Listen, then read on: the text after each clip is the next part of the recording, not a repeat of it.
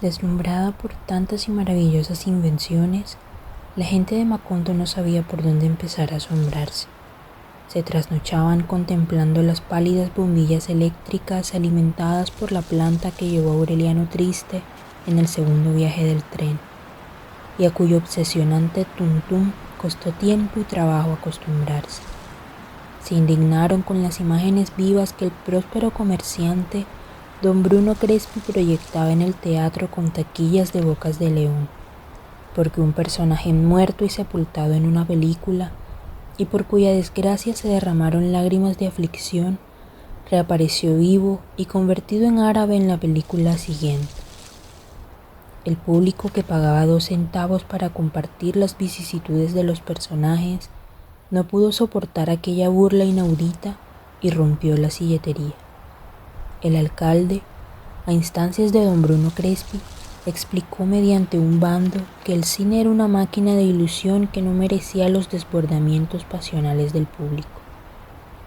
Ante la desalentadora explicación, muchos estimaron que habían sido víctimas de un nuevo y aparatoso asunto de gitanos, de modo que optaron por no volver al cine, considerando que ya tenían bastante con sus propias penas para llorar por fingidas desventuras de seres imaginarios. Algo semejante ocurrió con los gramófonos de cilindros que llevaron las alegres matronas de Francia en sustitución de los anticuados organillos, y que tan hondamente afectaron por un tiempo los intereses de la banda de músicos. Al principio, la curiosidad multiplicó la clientela de la calle prohibida, y hasta se supo de señoras respetables que se disfrazaron de villanos para observar de cerca la novedad del gramófono. Pero tanto y de tan cerca lo observaron que muy pronto llegaron a la conclusión de que no era un molino de sortilegio, como todos pensaban, y como las matronas decían, sino un truco mecánico que no podía compararse con algo tan conmovedor, tan humano y tan lleno de verdad cotidiana como una banda de músicos. Fue una desilusión tan grave que cuando los gramófonos se popularizaron hasta el punto de que hubo uno en cada casa, todavía no se les tuvo como objetos para entretenimiento de adultos, sino como una cosa buena para que la destriparan los niños. En cambio, cuando alguien del pueblo tuvo oportunidad de comprobar la cruda realidad del teléfono instalado en la estación del ferrocarril, que a causa de la manivela se consideraba como una versión rudimentaria del gramófono, hasta los más incrédulos se desconcertaron. Era como si Dios hubiera resuelto poner a prueba toda capacidad de asombro y mantuviera a los habitantes de Macondo en un permanente vaivén entre el alborozo y el desencanto, la duda y la revelación, hasta el extremo de que ya nadie podía saber a ciencia cierta dónde estaban los límites de la realidad. Era un intrincado frangollo de verdades y espejismos que convulsionó de impaciencia al espectro de José Arcadio Buendía bajo el castaño y lo obligó a caminar por toda la casa aún a pleno día.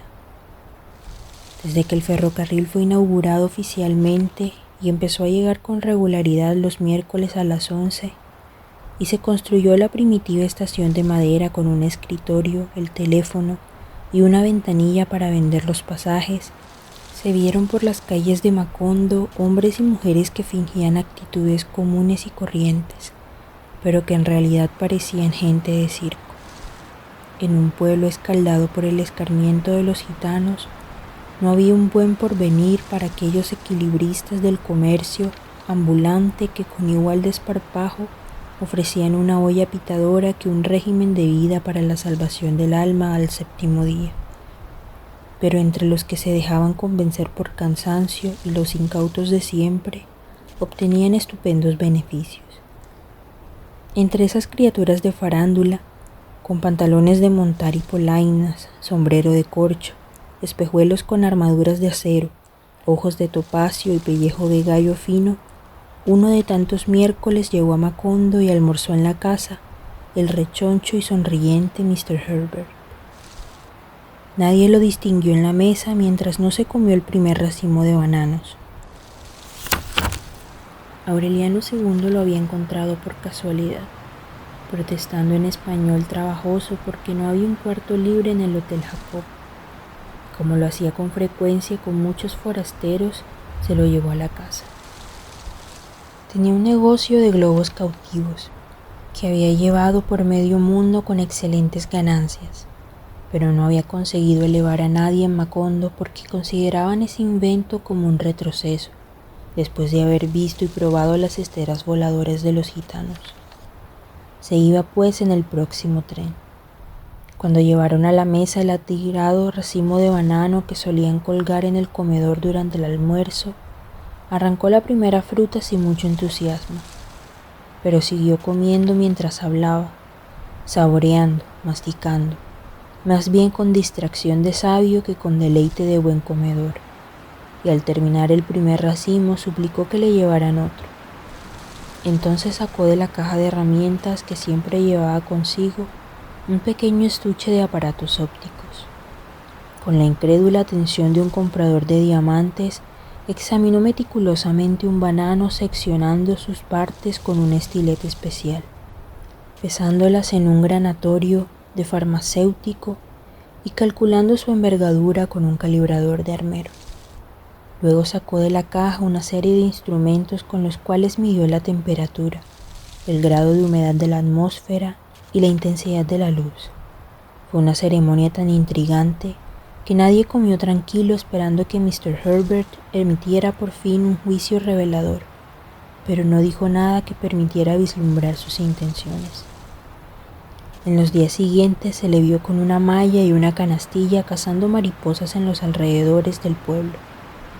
El miércoles llegó un grupo de ingenieros, agrónomos, hidrólogos, topógrafos y agrimensores que durante varias semanas exploraron los mismos lugares donde Mr. Herbert cazaba mariposas.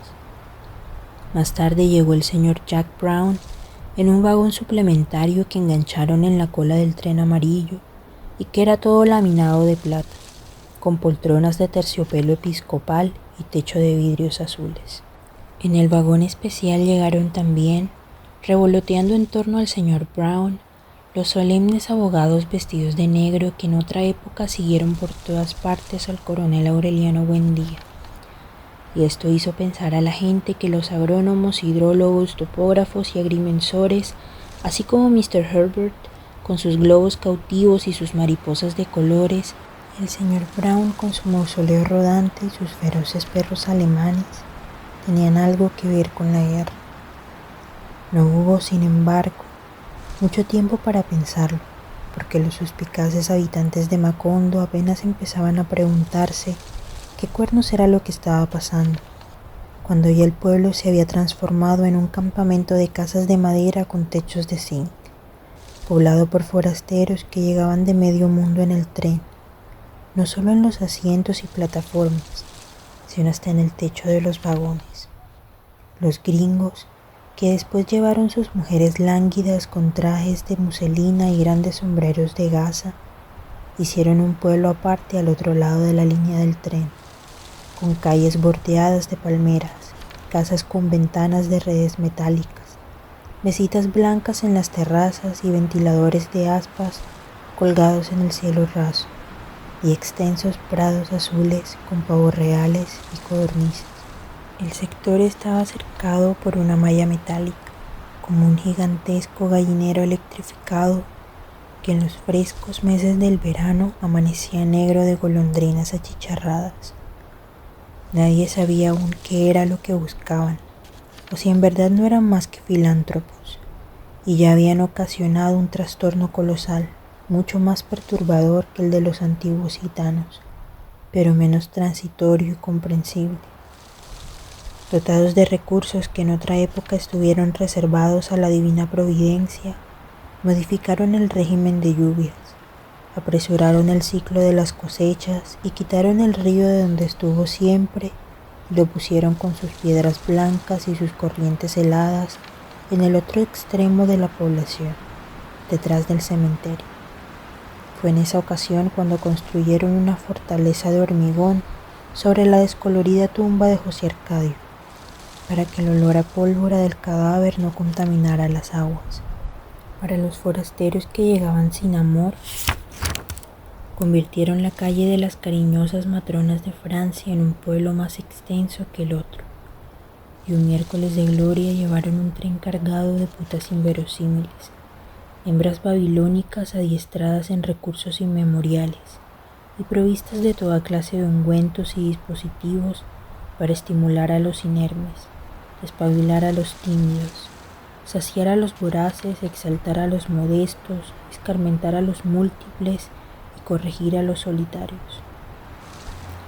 La calle de los turcos, enriquecida con luminosos almacenes de ultramarinos que desplazaron los viejos bazares de colorines, bordoneaba la noche del sábado con las muchedumbres de aventureros que se atropellaban entre las mesas de suerte y azar, los mostradores de tiro al blanco, el callejón donde se adivinaba el porvenir y se interpretaban los sueños, y las mesas de fritangas y bebidas que amanecían el domingo desparramadas por el suelo, entre cuerpos que a veces eran de borrachos felices y casi siempre de curiosos abatidos por los disparos, trompadas, navajinas y botellazos de la pelotera. Fue una invasión tan tumultuosa e intempestiva que en los primeros tiempos fue imposible caminar por la calle con el estorbo de los muebles y los baúles, y el trajín de carpintería de quienes paraban sus casas en cualquier terreno pelado sin permiso de nadie, el escándalo de las parejas que colgaban sus hamacas entre los almendros y hacían el amor bajo los toldos, a pleno día y a la vista de todo el mundo. El único rincón de serenidad fue establecido por los pacíficos negros antillanos que construyeron una calle marginal, con casas de madera sobre pilotes, en cuyos pórticos se sentaban al atardecer cantando himnos melancólicos en su farragoso paviamento. Tantos cambios ocurrieron en tan poco tiempo que 8 meses después de la visita de Mr. Herbert, los antiguos habitantes de Macondo se levantaban temprano a conocer su propio pueblo. Miren la vaina que nos hemos buscado, solía decir entonces el coronel Aureliano Buendía, no más por invitar a un gringo a comer guineo. Aureliano II, en cambio, no cabía de contento con la avalancha de forasteros. La casa se llenó de pronto de huéspedes desconocidos, de invencibles parranderos mundiales, y fue preciso agregar dormitorios en el patio, ensanchar el comedor y cambiar la antigua mesa por una de 16 puestos, con nuevas vajillas y servicios, y aún así hubo que establecer turnos para almorzar. Fernanda tuvo que atragantarse sus escrúpulos y atender como a reyes a invitados de la más perversa condición, que embarraban con sus botas el corredor, se orinaban en el jardín, extendían sus petates en cualquier parte para hacer la siesta y hablaban sin fijarse en susceptibilidades de damas ni remilgos de caballeros. Amaranta se escandalizó de tal modo con la invasión de la plebe que volvió a comer en la cocina como en los viejos tiempos. El coronel Aureliano Buendía, persuadido de que la mayoría de quienes entraban a saludarlo en el taller no lo hacían por simpatía o estimación, sino por la curiosidad de conocer una reliquia histórica, un fósil de museo, optó por encerrarse con tranca y no se le volvió a ver sino en muy escasas ocasiones, sentado en la puerta de la calle. Úrsula, en cambio, aun en los tiempos en que ya arrastraba los pies y caminaba tanteando en las paredes, experimentaba un alborozo pueril cuando se aproximaba la llegada del tren. Hay que hacer carne y pescado, ordenaba a las 4 cocineras, que se afanaban por estar a tiempo bajo la imperturbable dirección de Santa Sofía de la Piedad. Hay que hacer de todo, insistía, porque nunca se sabe qué quieren comer los forasteros. El tren llegaba a la hora de más calor. Al almuerzo, la casa trepidaba con un alboroto de mercado, y los sudorosos comensales, que ni siquiera sabían quiénes eran sus anfitriones, irrumpían en tropel para ocupar los mejores puestos en la mesa, mientras las cocineras tropezaban entre sí con las enormes ollas de sopa, los calderos de carnes, las mangañas de legumbres, las bateas de arroz, y repartían con cucharones inagotables los toneles de limonada. Era tal el desorden que Fernanda se exasperaba con la idea de que muchos comían 2 veces, y en más de una ocasión quiso desahogarse en improperios de verdulera porque algún comensal confundido le pedía la cuenta. Había pasado más de un año desde la visita de Mr. Herbert, y lo único que se sabía era que los gringos pensaban sembrar banano en la región encantada que José Arcadio Buendía y sus hombres habían atravesado buscando la ruta de los grandes inventos. Otros 2 hijos del coronel Aureliano Buendía, con su cruz de ceniza en la frente, llegaron arrastrados por aquel eructo volcánico y justificaron su determinación con una frase que tal vez explicaba las razones de todos. Nosotros venimos, dijeron, porque todo el mundo viene. Remedios la Bella fue la única que permaneció inmune a la peste del banano. Se estancó en una adolescencia magnífica, cada vez más impermeable a los formalismos, más indiferente a la malicia y la suspicacia, feliz en un mundo propio de realidades simples. No entendía por qué las mujeres se complicaban la vida con corpiños y pollerines, de modo que se cosió un balandrán de cañamazo que sencillamente se metía por la cabeza y resolvía sin más trámites el problema del vestir, sin quitarle la impresión de estar desnudo, que según ella entendía las cosas era la única forma decente de estar en casa. La molestaron tanto para que se cortara el cabello de lluvia que ya le daba las pantorrillas y para que se hiciera moños con peinetas y trenzas con lazos colorados, que simplemente se rapó la cabeza y les hizo pelucas a los santos. Lo asombroso de su instinto simplificador era que mientras más se desembarazaba de la moda buscando la comodidad y mientras más pasaba por encima de los convencionalismos en obediencia a la espontaneidad, más perturbadora resultaba su belleza increíble y más provocador su comportamiento con los hombres. Cuando los hijos del coronel Aureliano Buendía estuvieron por primera vez en Macondo, Úrsula recordó que llevaban en las venas la misma sangre de la bisnieta y se estremeció con un espanto olvidado. Abre bien los ojos, la previno. Con cualquiera de ellos los hijos te saldrán con cola de puerco. Ella hizo tan poco caso de la advertencia que se vistió de hombre y se revolcó en arena para subirse en la cucaña, y estuvo a punto de ocasionar una tragedia entre los 17 primos trastornados por el insoportable espectáculo. Era por eso que ninguno de ellos dormía en la casa cuando visitaban el pueblo, y los 4 que se habían quedado vivían por disposición de Úrsula en cuartos de alquiler. Sin embargo, Remedios la Bella se habría muerto de risa si hubiera conocido aquella precaución. Hasta el último instante en que estuvo en la tierra, ignoró que su irreparable destino de hembra perturbadora era un desastre cotidiano. Cada vez que aparecía en el comedor, contrariando las órdenes de Úrsula, ocasionaba un pánico de exasperación entre los forasteros.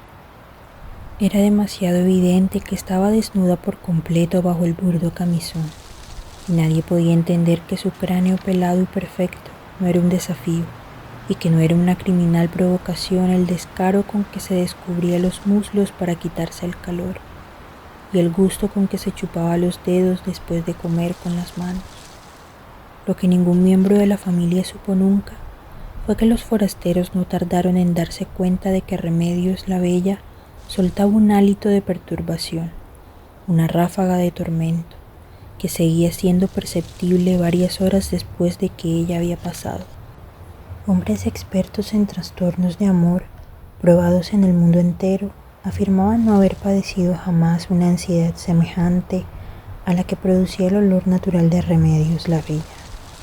En el corredor de las begonias, en la sala de visitas, en cualquier lugar de la casa, podía señalarse el lugar exacto en que estuvo y el tiempo transcurrido desde que dejó de estar. Era un rastro definido, inconfundible, que nadie de la casa podía distinguir porque estaba incorporado desde hacía mucho tiempo a los olores cotidianos. pero que los forasteros identificaban de inmediato. Por eso eran ellos los únicos que entendían que el joven comandante de la guardia se hubiera muerto de amor y que un caballero venido de otras tierras se hubiera echado a la desesperación. Inconsciente del ámbito inquietante en que se movía, del insoportable estado de íntima calamidad que provocaba su paso, Remedios la Bella trataba a los hombres sin la menor malicia y acababa de trastornarlos con sus inocentes complacencias. Cuando Úrsula logró imponer la orden de que comiera con Amaranta en la cocina para que no la vieran los forasteros, ella se sintió más cómoda porque al fin y al cabo quedaba a salvo de toda disciplina. En realidad, le daba lo mismo comer en cualquier parte, y no a horas fijas, sino de acuerdo con las alternativas de su apetito. A veces se levantaba a almorzar a las 3 de la madrugada, dormía todo el día y pasaba varios meses en los horarios trastocados, hasta que algún incidente casual volvía a ponerla en orden. Cuando las cosas andaban mejor, se levantaba a las 11 de la mañana y se encerraba hasta 2 horas completamente desnuda en el baño, matando alacranes mientras se despejaba del denso y prolongado sueño. Luego se echaba agua de la alberca con una tuna. Era un acto tan prolongado, tan meticuloso, tan rico en situaciones ceremoniales, que quien no la conociera bien habría podido pensar que estaba entregada a una merecida adoración de su propio cuerpo. Para ella, sin embargo, aquel rito solitario carecía de toda sensualidad y era simplemente una manera de perder el tiempo mientras le daba hambre. Un día, cuando empezaba a bañarse, un forastero levantó una teja del techo y se quedó sin aliento ante el tremendo espectáculo de su desnudez. Ella vio los ojos desolados a través de las tejas rotas y no tuvo una reacción de vergüenza, sino de alarma. «Cuidado», exclamó, «se va a caer». «Nada más quiero verla», murmuró el forastero. «Ah, bueno», dijo ella, «pero tenga cuidado, que esas tejas están podridas». El rostro del forastero tenía una dolorosa expresión de estupor y parecía batallar sordamente contra sus impulsos primarios para no disipar el espejismo. Remedios la Bella pensó que estaba sufriendo con el temor de que se rompieran las tejas y se bañó más deprisa que de costumbre para que el hombre no siguiera en peligro. Mientras echaba agua de la alberca, le dijo que era un problema que el techo estuviera en ese estado, pues ella creía que la cama de hojas podridas por la lluvia era lo que llenaba el baño de alacranes. El forastero confundió aquella cháchara con una forma de disimular la complacencia, de modo que cuando ella empezó a jabonarse, se dio a la tentación de dar un paso adelante. «Déjeme jabonarla», murmuró. «Le agradezco la buena intención», dijo ella, «pero me basto con mis 2 manos». «Aunque sea la espalda», suplicó el forastero. «Sería una ociosidad», dijo ella. «Nunca se ha visto que la gente se jabone la espalda». Después, mientras se secaba, el forastero le suplicó con los ojos llenos de lágrimas que se casara con él. Ella le contestó sinceramente que nunca se casaría con un hombre tan simple que perdía casi 1 hora y hasta se quedaba sin almorzar solo por ver bañarse a una mujer. Al final, cuando se puso el balandrán, el hombre no pudo soportar la comprobación de que en efecto no se ponía nada debajo, como todo el mundo sospechaba, y se sintió marcado para siempre con el hierro ardiente de aquel secreto. Entonces quitó 2 tejas más para descolgarse en el interior del baño. «Está muy alto», le previno ella, asustada. «Se va a matar». Las tejas podridas se despedazaron en un estrépito de desastre, y el hombre apenas alcanzó a lanzar un grito de terror, y se rompió el cráneo y murió sin agonía en el piso de cemento. Los forasteros que oyeron el estropicio en el comedor y se apresuraron a llevarse el cadáver, percibieron en su piel el sofocante olor de Remedios la Bella. Estaba tan compenetrado con el cuerpo que las grietas del cráneo no manaban sangre, sino un aceite ambarino impregnado de aquel perfume secreto, y entonces comprendieron que el olor de Remedios la Bella seguía torturando a los hombres más allá de la muerte, hasta el polvo de sus huesos. Sin embargo, no relacionaron aquel accidente de horror con los otros 2 hombres que habían muerto por Remedios la Bella. Faltaba todavía una víctima para que los forasteros y muchos de los antiguos habitantes de Macondo dieran crédito a la leyenda de que Remedios Buendía no exhalaba un aliento de amor, sino un flujo mortal. La ocasión de comprobarlo se presentó meses después, una tarde en que Remedios la Bella fue con un grupo de amigas a conocer las nuevas plantaciones. Para la gente de Macondo era una distracción reciente recorrer las húmedas e interminables avenidas bordeadas de bananos, donde el silencio parecía llevado de otra parte, todavía sin usar, y era por eso tan torpe para transmitir la voz. A veces no se entendía muy bien lo dicho a medio metro de distancia, y sin embargo resultaba perfectamente comprensible al otro extremo de la plantación. Para las muchachas de Macondo aquel juego novedoso era motivo de risas y sobresaltos, de sustos y burlas, y por las noches se hablaba del paseo como de una experiencia de sueño. Era tal el prestigio de aquel silencio que Úrsula no tuvo corazón para privar de la diversión a Remedios la Bella y le permitió ir una tarde, siempre que se pusiera un sombrero y un traje adecuado. Desde que el grupo de amigas entró a la plantación, el aire se impregnó de una fragancia mortal. Los hombres que trabajaban en las zanjas se sintieron poseídos por una rara fascinación, amenazados por un peligro invisible, y muchos sucumbieron a los terribles deseos de llorar. Remedios la Bella y sus espantadas amigas lograron refugiarse en una casa próxima cuando estaban a punto de ser asaltadas por un tropel de machos feroces. Poco después fueron rescatadas por los 4 aurelianos, cuyas cruces de ceniza infundían un respeto sagrado, como si fueran una marca de casta, un sello de invulnerabilidad. Remedios la Bella no le contó a nadie que uno de los hombres, aprovechando el tumulto, le alcanzó a agredir el vientre con una mano que más bien parecía una garra de águila aferrándose al borde de un precipicio. Ella se enfrentó al agresor en una especie de deslumbramiento instantáneo y vio los ojos desconsolados que quedaron impresos en su corazón como una brasa de lástima. Esa noche, el hombre se jactó de su audacia y presumió de su suerte en la calle de los Turcos, minutos antes de que la patada de un caballo le destrozara el pecho y una muchedumbre de forasteros lo viera agonizar en mitad de la calle, ahogándose en vómitos de sangre.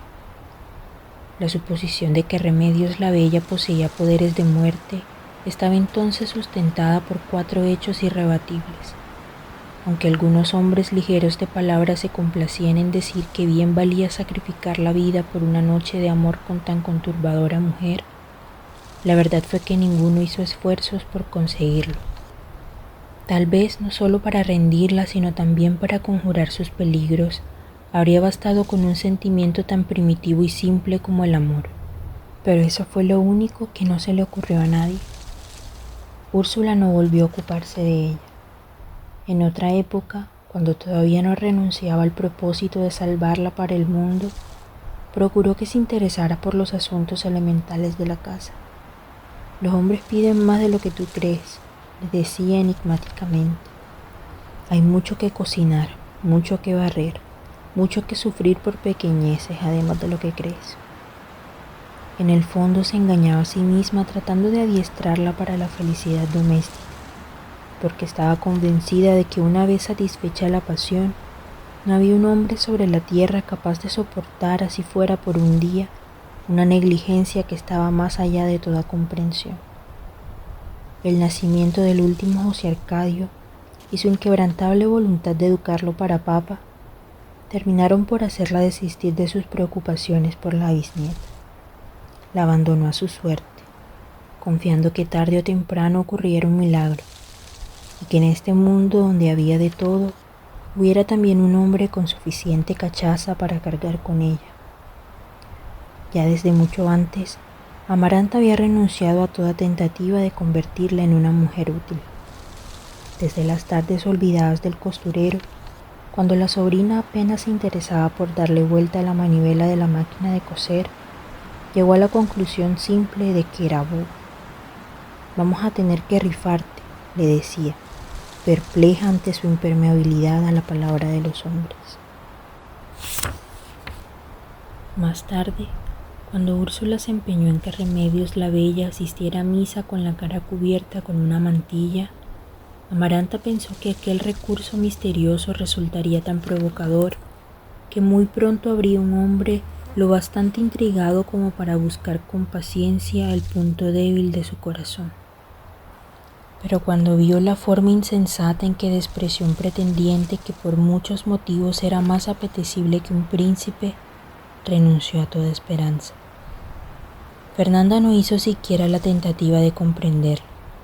Cuando vio a Remedios la Bella vestida de reina en el carnaval sangriento, pensó que era una criatura extraordinaria, pero cuando la vio comiendo con las manos, incapaz de dar una respuesta que no fuera un prodigio de simplicidad, lo único que lamentó fue que los bobos de familia tuvieran una vida tan larga. A pesar de que el coronel Aureliano Buendía seguía creyendo y repitiendo que Remedios la Bella era en realidad el ser más lúcido que había conocido jamás y que lo demostraba cada momento con su asombrosa habilidad para burlarse de todos, la abandonaron a la buena de Dios. Remedios la Bella se quedó vagando por el desierto de la soledad, sin cruces a cuestas, madurándose en sus sueños sin pesadillas, en sus baños interminables, en sus comidas sin horarios, en sus hondos y prolongados silencios sin recuerdos, hasta una tarde de marzo en que Fernanda quiso doblar en el jardín sus sábanas de bramante y pidió ayuda a las mujeres de la casa. Apenas habían empezado cuando Amaranta advirtió que Remedios la Bella estaba transparentada por una palidez intensa. «¿Te sientes mal?», le preguntó. Remedios la Bella, que tenía agarrada la sábana por el otro extremo, hizo una sonrisa de lástima. «Al contrario», dijo, «nunca me he sentido mejor». Acabó de decirlo cuando Fernanda sintió que un delicado viento de luz le arrancó las sábanas de las manos y las desplegó en toda su amplitud. Amaranta sintió un temblor misterioso en los encajes de sus pollerinas y trató de agarrarse de la sábana para no caer, en el instante en que Remedios la Bella empezaba a elevarse. Úrsula, ya casi ciega, fue la única que tuvo serenidad para identificar la naturaleza de aquel viento irreparable, y dejó las sábanas a merced de la luz, viendo a Remedios la Bella que le decía adiós con la mano, entre el deslumbrante aleteo de las sábanas que subían con ella, que abandonaban con ella el aire de los escarabajos y las dalias, y pasaban con ella a través del aire donde terminaban las 4 de la tarde, y se perdieron con ella para siempre en los altos aires donde no podían alcanzarla ni los más altos pájaros de la memoria. Los forasteros, por supuesto, pensaron que Remedios la Bella había sucumbido por fin a su irrevocable destino de abeja reina, y que su familia trataba de salvar la honra con la patraña de la levitación. Fernanda, mordida por la envidia, terminó por aceptar el prodigio, y durante mucho tiempo siguió rogando a Dios que le devolviera las sábanas. La mayoría creyó en el milagro, y hasta se encendieron velas y se rezaron novenarios. Tal vez no se hubiera vuelto a hablar de otra cosa en mucho tiempo, si el bárbaro exterminio de los aurelianos no hubiera sustituido el asombro por el espanto. Aunque nunca lo identificó como un presagio, el coronel Aureliano Buendía había previsto en cierto modo el trágico final de sus hijos. Cuando Aureliano Serrador y Aureliano Arcaya, los dos que llegaron en el tumulto, manifestaron la voluntad de quedarse en Macondo, su padre trató de disuadirlos. No entendía qué iban a hacer en un pueblo que de la noche a la mañana se había convertido en un lugar de peligro. Pero Aureliano Centeno y Aureliano Triste, apoyados por Aureliano II, les dieron trabajo en sus empresas. El coronel Aureliano Buendía tenía motivos todavía muy confusos para no patrocinar aquella determinación. Desde que vio al señor Brown en el primer automóvil que llegó a Macondo, un convertible anaranjado con una corneta que espantaba a los perros con sus alaridos, el viejo guerrero se indignó con los serviles aspavientos de la gente y se dio cuenta de que algo había cambiado en la índole de los hombres desde los tiempos en que abandonaban mujeres e hijos y se echaban una escopeta al hombro para irse a la guerra. Las autoridades locales, después del armisticio de Neerlandia, eran alcaldes sin iniciativa, jueces decorativos, escogidos entre los pacíficos y cansados conservadores de Macondo. Este es un régimen de pobres diablos, comentaba el coronel Aureliano Buendía cuando veía pasar a los policías descalzos armados de bolillos de palo. Hicimos tantas guerras y todo para que no nos pintaran la casa de azul. Cuando llegó la compañía bananera, sin embargo, los funcionarios locales fueron sustituidos por forasteros autoritarios, que el señor Brown se llevó a vivir en el gallinero electrificado, para que gozaran, según explicó, de la dignidad que correspondía a su investidura, y no padecieran el calor y los mosquitos y las incontables incomodidades y privaciones del pueblo. Los antiguos policías fueron reemplazados por sicarios de machetes. Encerrado en el taller, el coronel Aureliano Buendía pensaba en estos cambios, y por primera vez en sus callados años de soledad lo atormentó la definida certidumbre de que había sido un error no proseguir la guerra hasta sus últimas consecuencias. Por esos días, un hermano del olvidado coronel Magnífico Bisbal llegó su nieto de 7 años a tomar un refresco en los carritos de la plaza, y porque el niño tropezó por accidente con un cabo de la policía y le derramó el refresco en el uniforme, el bárbaro lo hizo picadillo a machetazos y decapitó de un tajo al abuelo que trató de impedirlo. Todo el pueblo vio pasar al decapitado cuando un grupo de hombres lo llevaban a su casa, y la cabeza arrastrada que una mujer llevaba cogida por el pelo, y el talego ensangrentado donde habían metido los pedazos del niño. Para el coronel Aureliano Buendía fue el límite de la expiación.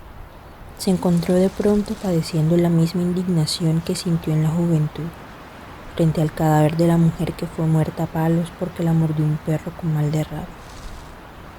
Miró a los grupos de curiosos que estaban frente a la casa y con su antigua voz estentórea, restaurada por un hondo desprecio contra sí mismo, les echó encima la carga de odio que ya no podía soportar en el corazón.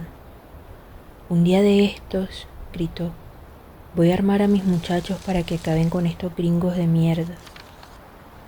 En el curso de esa semana, por distintos lugares del litoral, sus 17 hijos fueron cazados como conejos por criminales invisibles que apuntaron al centro de sus cruces de ceniza.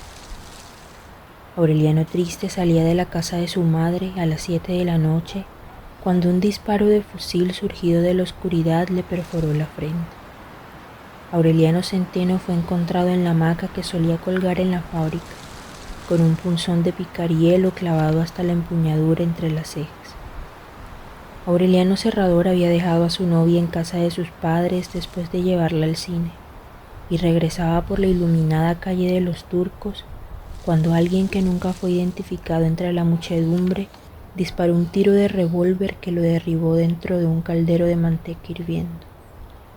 Pocos minutos después, alguien llamó a la puerta del cuarto donde Aureliano Arcaya estaba encerrado con una mujer y le gritó: «Apúrate, que están matando a tus hermanos». La mujer que estaba con él contó después que Aureliano Arcaya saltó de la cama y abrió la puerta, y fue esperado con una descarga de Mauser que le desbarató el cráneo. Aquella noche de muerte, mientras la casa se preparaba para velar los 4 cadáveres, Fernanda recorrió el pueblo como una loca buscando a Aureliano II, a quien Petra Cote se encerró en un ropero, creyendo que la consigna de exterminio incluía a todo el que llevara el nombre del coronel. No le dejó salir hasta el 4.º día, cuando los telegramas recibidos de distintos lugares del litoral permitieron comprender que la hazaña del enemigo invisible Estaba dirigida solamente contra los hermanos marcados con cruces de ceniza. Amaranta buscó la libreta de cuentas donde había anotado los datos de los sobrinos y a medida que llegaban los telegramas iba tachando nombres, hasta que solo quedó el del mayor. Lo recordaba muy bien por el contraste de su piel oscura con los grandes ojos verdes.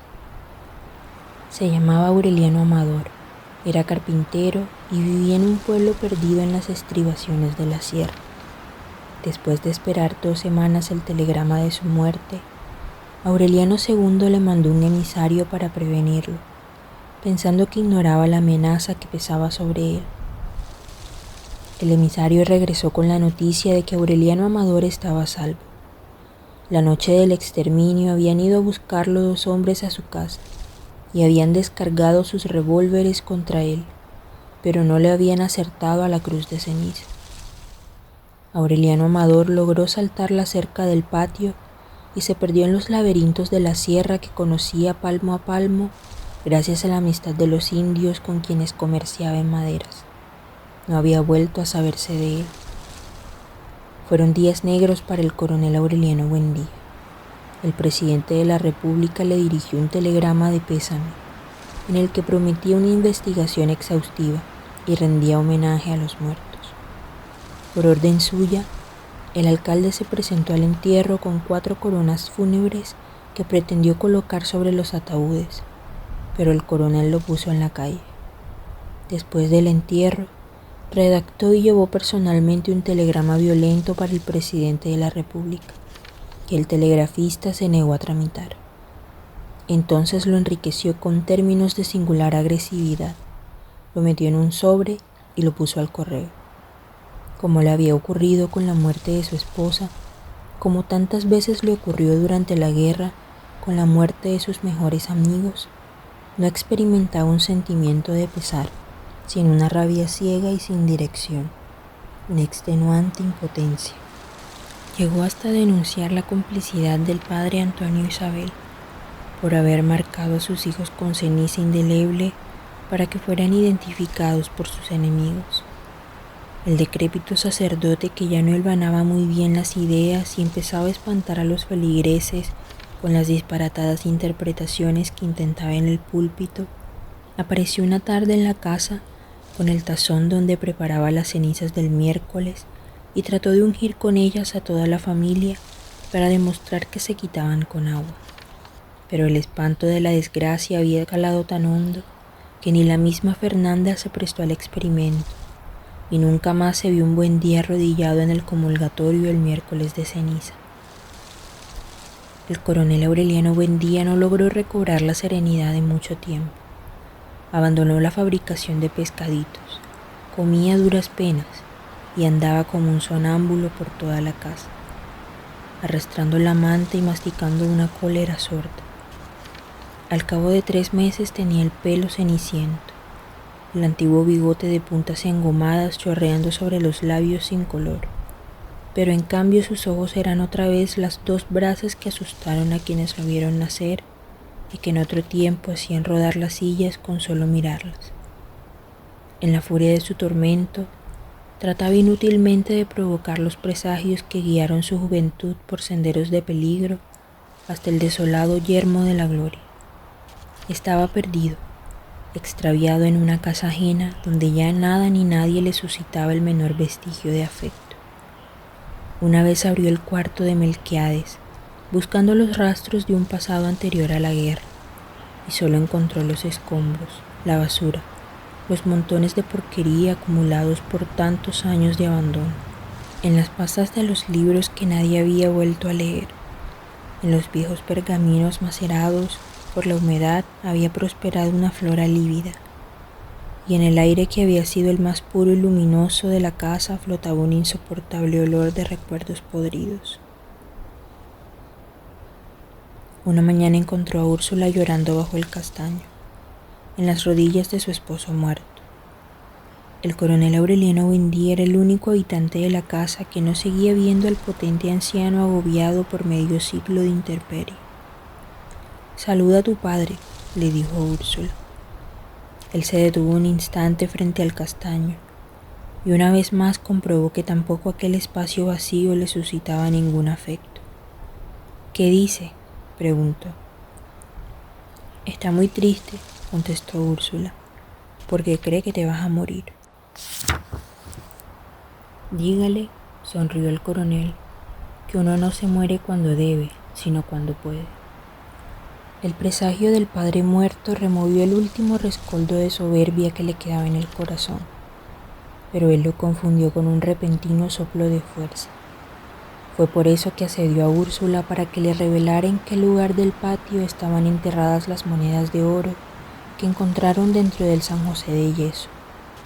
«Nunca lo sabrás», le dijo ella, con una firmeza inspirada en un viejo escarmiento. «Un día», agregó, «ha de aparecer el dueño de esa fortuna, y solo él podrá desenterrarla». Nadie sabía por qué un hombre que siempre fue tan desprendido había empezado a codiciar el dinero con semejante ansiedad, y no las modestas cantidades que le habrían bastado para resolver una emergencia, sino una fortuna de magnitudes desatinadas cuya sola mención dejó sumido en un mar de asombro a Aureliano II. Los viejos copartidarios a quienes acudió en demanda de ayuda se escondieron para no recibirlo. Fue por esa época que se le oyó decir: «La única diferencia actual entre liberales y conservadores es que los liberales van a misa de 5 y los conservadores van a misa de 8. Sin embargo, insistió con tanto ahínco, suplicó de tal modo, quebrantando a tal punto sus principios de dignidad, que con un poco de aquí y otro poco de allá, deslizándose por todas partes con una diligencia sigilosa y una perseverancia despiadada, consiguió reunir en 8 meses más dinero del que Úrsula tenía enterrado. Entonces visitó al enfermo coronel Gerineldo Márquez para que lo ayudara a promover la guerra total. En un cierto momento, el coronel Gerineldo Márquez era en verdad el único que habría podido mover, aún desde su mecedor de paralítico, los enmohecidos hilos de la rebelión. Después del armisticio de Neerlandia, mientras el coronel Aureliano Buendía se refugiaba en el exilio de sus pescaditos de oro, él se mantuvo en contacto con los oficiales rebeldes que le fueron fieles hasta la derrota. Hizo con ellos la guerra triste de la humillación cotidiana, de las súplicas y los memoriales, del vuelva mañana, del ya casi, del estamos estudiando su caso con la debida atención. La guerra perdida sin remedio contra los muy atentos y seguros servidores que debían asignar y no asignaron nunca las pensiones vitalicias. La otra guerra, la sangrienta de 20 años, no les causó tantos estragos como la guerra corrosiva del eterno aplazamiento. El propio coronel Gerineldo Márquez, que escapó a 3 atentados, sobrevivió a 5 heridas y salió ileso de incontables batallas, sucumbió al asedio atroz de la espera y se hundió en la derrota miserable de la vejez, pensando en Amaranta entre los rombos de luz de una casa prestada. Los últimos veteranos de quienes se tuvo noticia aparecieron retratados en un periódico, con la cara levantada de indignidad, junto a un anónimo presidente de la República que les regaló unos botones con su efigie para que los usaran en la solapa, y les restituyó una bandera sucia de sangre y de pólvora para que la pusieran sobre sus ataúdes. Los otros, los más dignos, todavía esperaban una carta en la penumbra de la caridad pública, muriéndose de hambre, sobreviviendo de rabia, pudriéndose de viejos en la exquisita mierda de la gloria. De modo que cuando el coronel Aureliano Buendía lo invitó a promover una conflagración mortal que arrasara con todo vestigio de un régimen de corrupción y de escándalo sostenido por el invasor extranjero, el coronel Gerineldo Márquez no pudo reprimir un estremecimiento de compasión. «Ay, Aureliano», suspiró, «ya sabía que estabas viejo, pero ahora me doy cuenta de que estás mucho más viejo de lo que pareces».